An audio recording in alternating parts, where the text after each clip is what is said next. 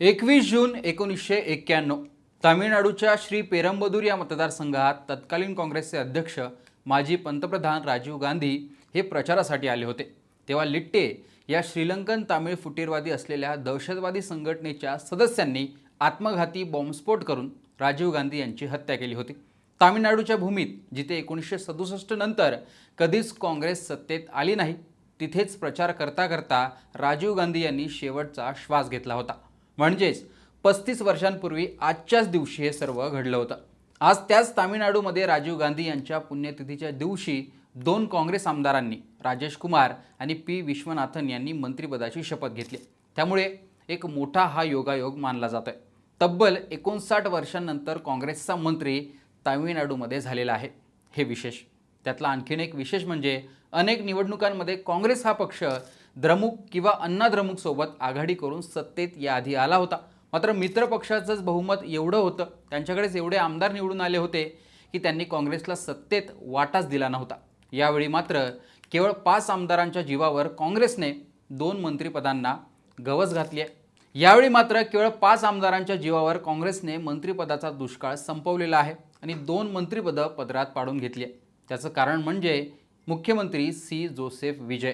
एकट्या विजयने सगळं राजकारण तामिळनाडूचं बदलून टाकलं। कसं? तर तामिळनाडूत भाजप एकटा हातपाय पसरू पाहत होता।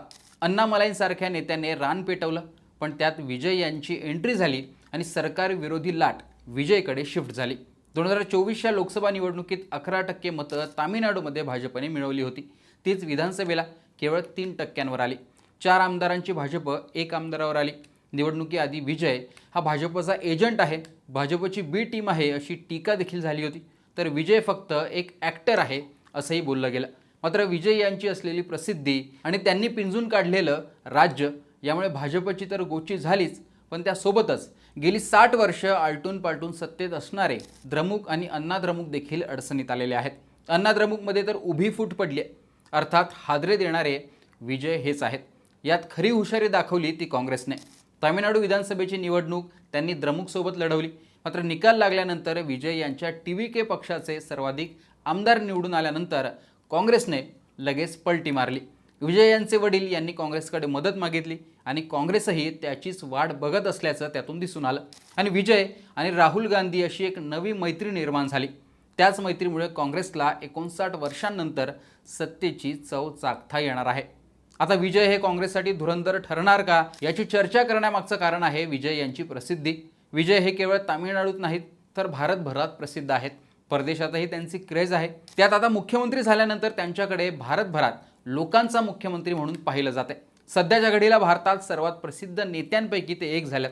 याचाच वापर काँग्रेसकडून 2029च्या लोकसभा निवडणुकीत केला जाऊ शकतो आणि विजय तो वापर करू सुद्धा देतील, कारण विजय आणि काँग्रेस यांची विचारसरणी मिळती जुळती आहेच। शिवाय विजय यांना काँग्रेसने केलेली मदत पाहता विजय हे काँग्रेससाठी भविष्यात नक्कीच फायदेशीर ठरू शकतात। ती परतफेड केली जाऊ शकते। विशेषतः दक्षिणेतील राज्यांमध्ये विजय हे काँग्रेससाठी फायदेशीर ठरू शकतात। त्यासोबतच तामिळनाडूमध्ये सत्तेत वाटा मिळाल्याने त्या राज्यातही काँग्रेसला वाढीसाठी विजय यांची मदत होणार आहे। विजय हे तामिळनाडूमधील द्रमुक आणि अण्णा द्रमुक सारखं टोकाचं राजकारण करणारे नाहीत।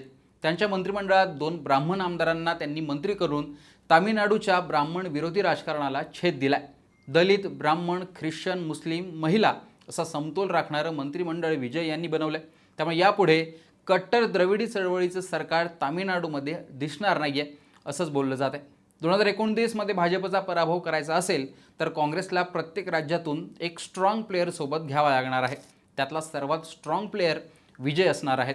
तामिळनाडूमध्ये 2029 मध्ये असाच ट्रेंड राहिला आणि विजय यांचा प्रभाव वाढत गेला तर 39 लोकसभेच्या जागांपैकी 35हून अधिक जागा किंवा खासदार एक काँग्रेसच्या बाजूने दोन्ही पक्षाचे मिळून उभे दिसतील। आता विजय हे तामिळनाडूच्या बाहेर पडतात का, काँग्रेसला ताकद देतात का, की राजकारणाचं वारं लागल्यानंतर काही वेगळंच घडतं, भविष्यात काही वेगळाच निर्णय घेतला जातो आणि तामिळनाडूमध्ये असलेलं विजयचं सरकार कोसळतं की कायम राहतं ते पाहणं देखील महत्त्वाचं असणार आहे। पण काही का होईना 59 वर्षांनंतर काँग्रेसचे आमदार हे तामिळनाडूमध्ये मंत्री झालेत ते विजय यांच्यामुळे। विजय हेच धुरंधर काँग्रेससाठी ठरलेले पाहायला मिळतात। एकूणच विजय यांच्यामुळे काँग्रेसला मिळालेली ही उभारी याविषयी तुमचं मत कमेंट बॉक्समध्ये सांगा। लोकसत्ताला फॉलो आणि सबस्क्राईब देखील करा.